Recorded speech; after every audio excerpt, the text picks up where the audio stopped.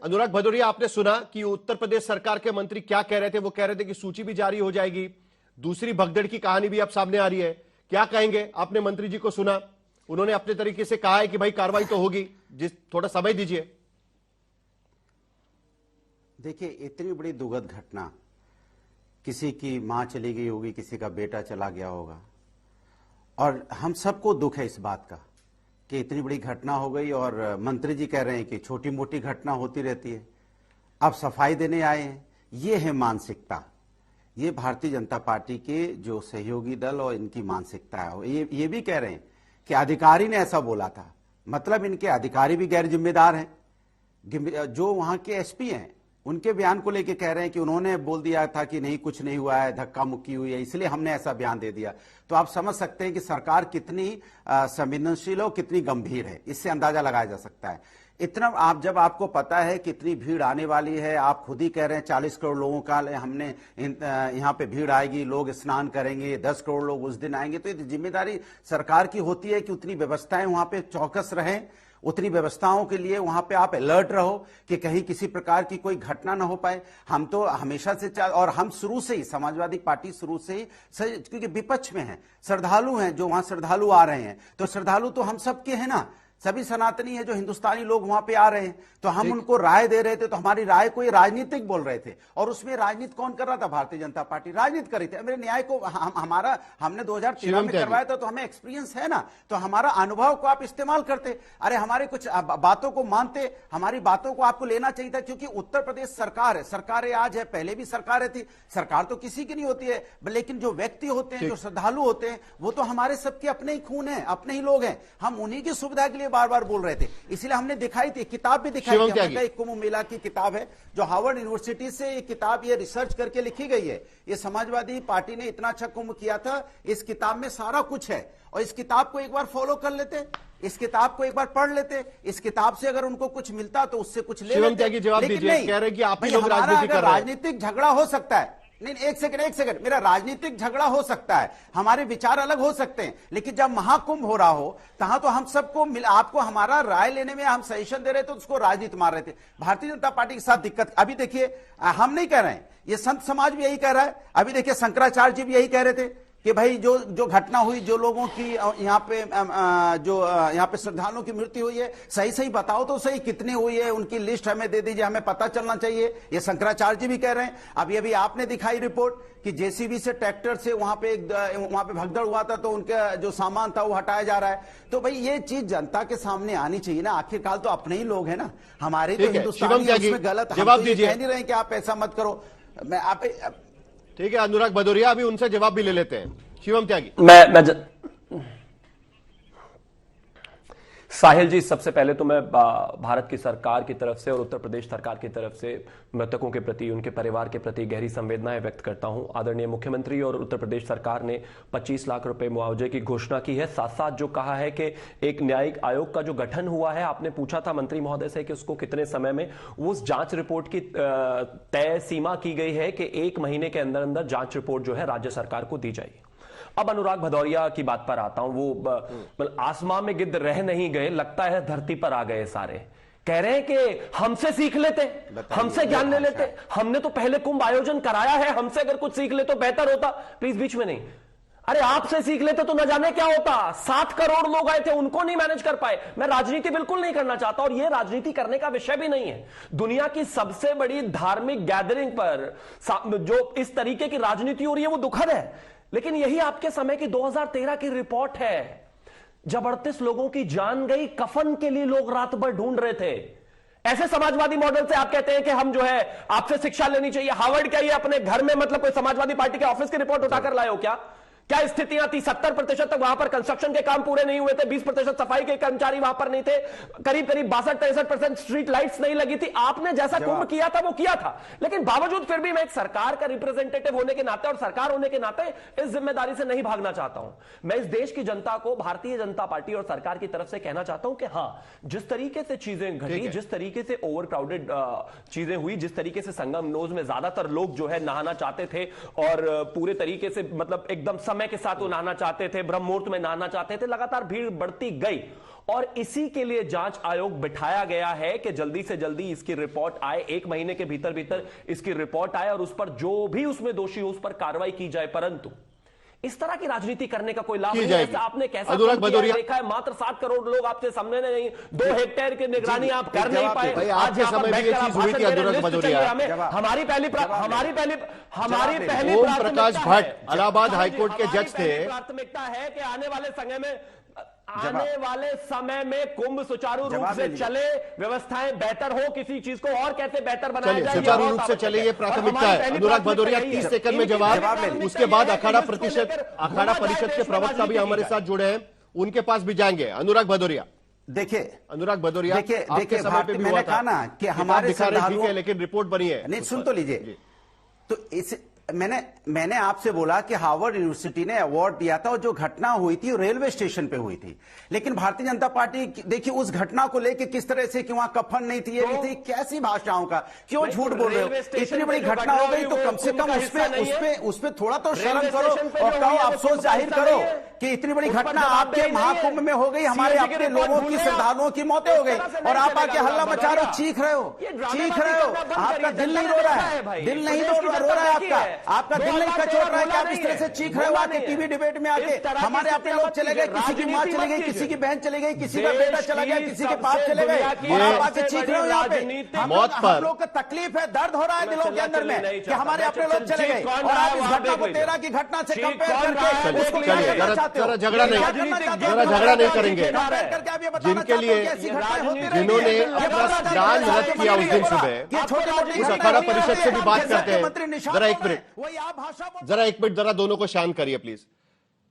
शिवम त्यागी जी और भदौरिया जी, जरा 2 मिनट शांत हो जाइए। हमारे साथ नवल किशोर दास है, प्रवक्ता है अखाड़ा परिषद के, वो भी जुड़ रहे हैं। नवल किशोर दास जी, आपसे यह जानना है कि अभी जो व्यवस्थाएं की जा रही है, क्योंकि देखिए अभी आज सुबह से सारे पुल खोले गए हैं, 2 तरफा वहां पर लोगों का आना जाना शुरू हो चुका है, 30 पुल पूरी तरीके से खोल दिए गए। आपको लगता है कि ये थोड़ा पहले कर लेते तो ज्यादा ठीक रहता? राजनीति की बात अलग है, लेकिन आपको क्या लगता है? साधुओं की एक बात तो माननी पड़ेगी कि उस दिन सुबह का स्नान उन्होंने दोपहर को कर दिया, रद्द कर दिया था आपने। नवल किशोर दास, पहले प्रयागराज के घूमे श्रद्धालु आए, अकस्मात दुर्घटना में उनकी मौत हुई, उनके प्रति गहरी संवेदना व्यक्त करता हूँ। और अखाड़ा परिषद ने तुरंत निर्णय किया कि इतनी आत्माएं यहाँ पर हुई हैं, उनके लिए हम जो अपना स्नान है सांकेतिक स्नान करेंगे। पहले तो हम सबने मना कर दिया था कि कोई जरूरी नहीं स्नान नहीं करेंगे, प्रशासनिक व्यवस्था करे। फिर सांकेतिक स्नान हमने अपने देवताओं को अखाड़ा लेकर के स्नान किया। और मैं फिर कहना चाहता हूँ कि देखो, जिस संख्या में, इतनी संख्या में लोग आ रहे हैं, आप एक ही घाट पर सब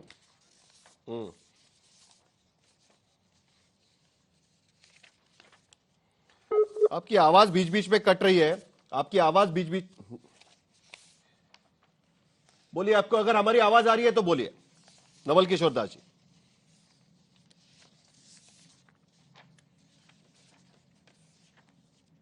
निवेदन करूंगा। चलिए, आवाज हमारी कट रही है, हमारे साथ में चलिए प्रियंका गुप्ता हमारे साथ जुड़ी हुई है कांग्रेस की। जिस 2013 के कुंभ की बात की जा रही थी, उसकी रिपोर्ट की भी कहीं ना कहीं बात हो रही थी, जिसको लेकर समाजवादी पार्टी और भारतीय जनता पार्टी आपस में लड़ पड़े।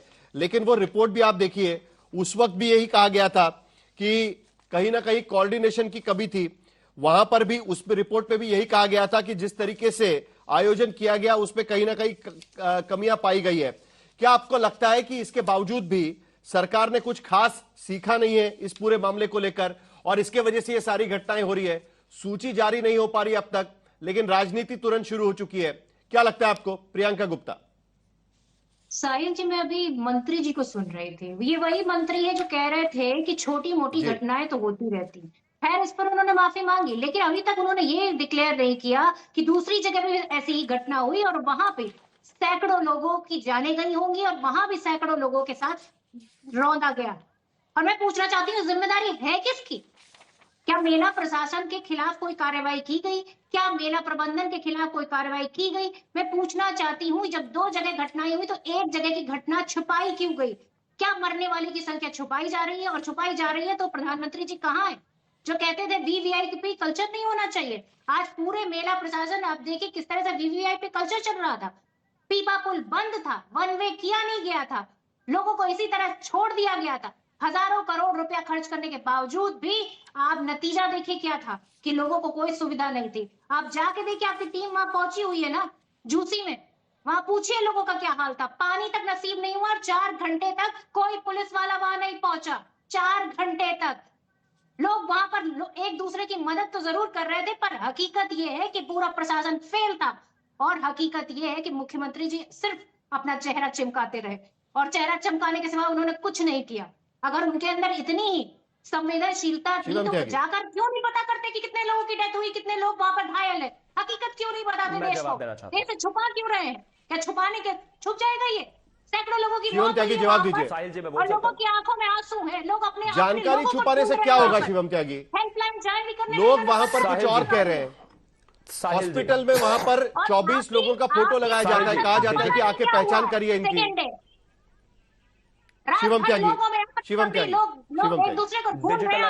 प्लीज आप इनको रोक दीजिए, मैं इनके ऊपर नहीं बोलना चाहता। प्रियंका जी सुन लेते हैं, शिवम त्यागी से जवाब लेंगे हम। शिवम त्यागी बोलिए, आप इनको प्रियंका जी प्रियंका जी जवाब सुन लेते हैं। प्रियंका जी जवाब सुन लेते हैं। डिजिटलाइज, प्लीज आप इनको रोक दीजिए, कोई लाभ नहीं है, हो गया मेरा समय। डिजिटलाइज, आप इनको रोक दीजिए प्लीज, मैं इनके ऊपर नहीं बोलना चाहता। डिजिटलाइजेशन के इस दौर में शिवम त्यागी जवाब दीजिए, चलिए जानकारी छुपाई जा रही है तो बिल्कुल, हाँ, तो जवाब के लिए आपको चुप होना पड़ेगा, तभी जवाब आ सकता है। कृपया सुनने की क्षमता रखिए, थोड़ा रुकिए जरा। शिवम त्यागी जवाब दीजिए, सुन रहे। रुकिए पहले आप। साहिल जी, मैं चिल्लाना नहीं चाहता, थैंक यू। मैं सबसे पहले एक चीज कहना चाहता हूँ, कहा गया कि जिस तरह की व्यवस्थाएं हुई, प्लीज आप इनको रोकिए। हाँ, तो जवाब ही दे रहा हूं, उसके लिए सुनना भी पड़ता है ये। Thank you. मैं बिल्कुल, प्रियंका जी सुन लेते हैं, मैंने भी सवाल पूछा है उनको। शिवम त्यागी जवाब दीजिए। हुई है वहां पर 100 से ज्यादा जाने गई होंगी। क्या नजरें गड़ाकर बैठे हो क्या कि पहले से पहले ही गिद्ध की दृष्टि से सभी पॉलिटिकल पार्टीज को इस तरीके से झूठ बोलना है? जहां पर दूसरी जगह अभी लोग रिपोर्ट कर रहे हैं, वहां पर जो कूड़ा बिखरा हुआ है उसके आधार पर लोगों की रिपोर्ट कर रहे हैं। कांग्रेस के प्रवक्ता पहले ही आकर कहने लग गए 100 से ज्यादा जाने गई होंगी। मतलब आप चाहते हैं कि 100 से ज्यादा जाने जाए? प्लीज आप इनको रोक दीजिए। साहिल जी, मैं इस तरीके से बीच में बोलना नहीं चाहता क्योंकि ये बहुत ही संवेदनशील विषय है। प्रियंका जी सुन लेते हैं, वो क्या बोल रहे हैं वो सुन लेते हैं। बहस कर लीजिए, लेकिन प्लीज सुन लीजिए प्रियंका जी। प्रियंका जी सुन लीजिएगा प्लीज। मैं आपके पास भी आऊंगा, आपको भी समय दिया हुआ है, सुन तो लेते हैं ना कम से कम क्या बोल रहे हैं। प्रियंका जी सुन लेते हैं, दरअसल थोड़ी देर सुन लेते हैं। 30 सेकंड में जवाब तो सुन लेते हैं। आपने सवाल पूछे, जवाब तो ले लेते हैं ना। शिवम गुप्ता, मैं फिर से वही कहना चाहता हूं। मैं फिर से वही कहना चाहता हूं, जिस घटना के, प्लीज आप इनको रोकेंगे क्या? मेरा रिक्वेस्ट है, आप वो बोलने नहीं दे रही है लगातार, मैं उनके ऊपर बोल सकता हूं अगर आप चाहते ही चाहते हैं। शिवम त्यागी जी बोलिए, सुन रहे हैं, दूसरी हम सुन रहे हैं, बोलिए। लेकिन ऐसे नहीं बोला जा सकता। अगर आप चाहते हैं मैं सबके ऊपर बोलता रहूं और आप सुनते रहे तो नहीं बनेगा। Thank you. मैं फिर से कोशिश करता हूं। मैं सिर्फ ये देखिए, मैं फिर से यही कहना चाहता हूं, दूसरी जगह जो घटना की जानकारी लगातार अभी किसी को भी नहीं है, वहां पर लगातार कहा जा रहा है कि वहां पर थोड़ी भगदड़ हुई है। वो कह रहे हैं कि पहले से पहले कि वहां पर 100 लोगों की जान चली गई। अब आगे आते हैं वीवीआईपी पर। प्लीज आप इनको रोकेंगे क्या? अब वीवीआईपी पर आते हैं। मैं एक ही चीज कहना चाहता हूं, कौन वीवीआईपी नहीं है? इनको शायद पता भी नहीं होगा 2007 में जिस तरीके से कुंभ हुआ था, वहां पर सोनिया गांधी जब स्नान करने गई थी तो सिक्योरिटी के बीच में नहाकर आई थी। अभी अखिलेश यादव गए हैं तो सारी सिक्योरिटी के साथ वहां पर नहाकर आए हैं। और एक छोटा सा ऑडियो सुनाना चाहता हूं आपको, 10 सेकंड का, इससे ज्यादा नहीं है। और फिर जैसे हम हैं वीआईपी और हैं वीआईपी और सम्मानित लोग जब आए तो कम से कम व्यवस्था ऐसी होनी चाहिए पूरे। ये वीवीआईपी करते रहते हैं, एक सिक्योरिटी छोड़ी नहीं जाती। एसपीजी से सिक्योरिटी Z+ हो गई थी। राहुल गांधी का सबसे ज्यादा रोना धोना कांग्रेस का था। अखिलेश यादव एक भी सिक्योरिटी गार्ड छोड़ते नहीं है। अगर संगम में जाकर डुबकी लगाकर आए हैं तो भी सिक्योरिटी के घेरे में थे। जहां पर भी जाना है सिक्योरिटी के साथ जाना है। एक दूसरे मुख्यमंत्री दिल्ली में बैठे हैं जिनको Z+ काफी नहीं लगता, और जब बात आती है वीवीआईपी की तो कहते हैं कि नहीं वीवीआईपी नहीं जाना चाहिए। शिवम त्यागी, नहीं प्लीज, शिवम त्यागी मैं एक सवाल छोड़ दीजिए ना वीआईपी कल्चर। हम तैयार हैं जी, पूछिए सवाल। लेकिन 3 लोग लगातार बोल रहे हैं, मेरे 2 बेशक है, लेकिन मैं सुन एक ही व्यक्ति को सुन। सबको शांत करिए। शिवम त्यागी, सबको शांत करिए। मुझे शिवम त्यागी से एक सवाल पूछना है। शिवम त्यागी जी, ठीक है, चलिए, वीवीआईपी दर्शन अब बंद हो चुका है। आज से घोषणा कर दी गई है कि कोई वीआईपी लाइन नहीं होगी, जो भी होगा आम आदमियों के लिए होगा। अच्छी बात है, लेकिन सवाल यहां पर यह रहता ही है कि भाई 24 घंटे हो चुके हैं, सब लोग ये पूछ रहे हैं कि भाई जिनकी मौत हुई है कौन लोग है, क्या है, उसकी सूची जारी करिए। इंफॉर्मेशन तो ठीक से दीजिए। यह सवाल तो बनता है कि नहीं बनता है। देखिए, बाकी लोगों की बात आपकी सही है, पिछले साल भी इस तरह 2013 में भी यह घटना हुई थी, उसकी रिपोर्ट भी हमारे पास में है। तब भी ओंकारेश्वर भट्ट जो इलाहाबाद हाईकोर्ट के जज थे, उन्होंने साफ कहा था कि railway, Uttar Pradesh state road transport corporation, Allahabad administration और पुलिस ये जिम्मेदार है स्टैंपीड के लिए। क्या इस बार की रिपोर्ट में भी इसी तरीके की बात आएगी कि नहीं आएगी? चलिए, 1 महीने के पहले रिपोर्ट आ जाएगी, लेकिन कम से कम जानकारी तो लोगों के पास ठीक से पहुंच जानी चाहिए। क्या यह सोचना भी गलत है, शिवम त्यागी जी?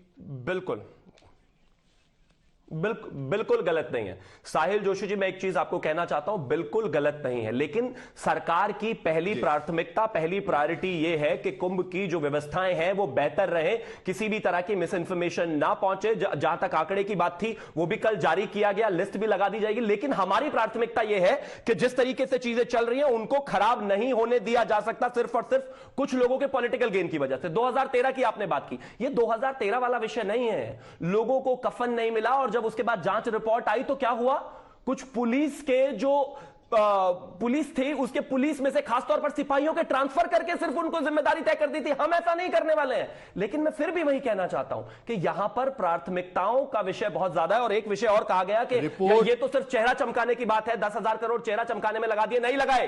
प्लीज थोड़ा समय दे दीजिए, 10,000 करोड़ चेहरा चमकाने में नहीं लगाए। आज अगर कुंभ की इतनी बड़ी व्यवस्था है, आप मात्र 7 करोड़ के कुंभ, प्लीज आप मुझे थोड़ा समय दे दीजिए। अगर 7 करोड़ में आपको इस तरह की स्थितियां बन गई थी, अगर हम कहते हैं कि 40 से 50 करोड़ लोग एक महीने में आने वाले, तो 2013 की घटना हुई, उसकी रिपोर्ट आई, उस रिपोर्ट में सारी चीजें लिखी हुई थी, उसके बावजूद भी इस बार ये घटनाएं होती है, तो उसको लेकर तो सवाल उठेंगे ना कि भाई पिछली बार रिपोर्ट बनाने का क्या फायदा हुआ? चलिए, पिछली बार सजा होनी है वो होती रहेगी, लोगों को ट्रांसफर किया, जो भी करना है वो किया, उसके बाद आपकी सरकार आ गई। अब नई सरकार आने के बाद भी ये घटना होती है तो सवाल उठेंगे उसको लेकर।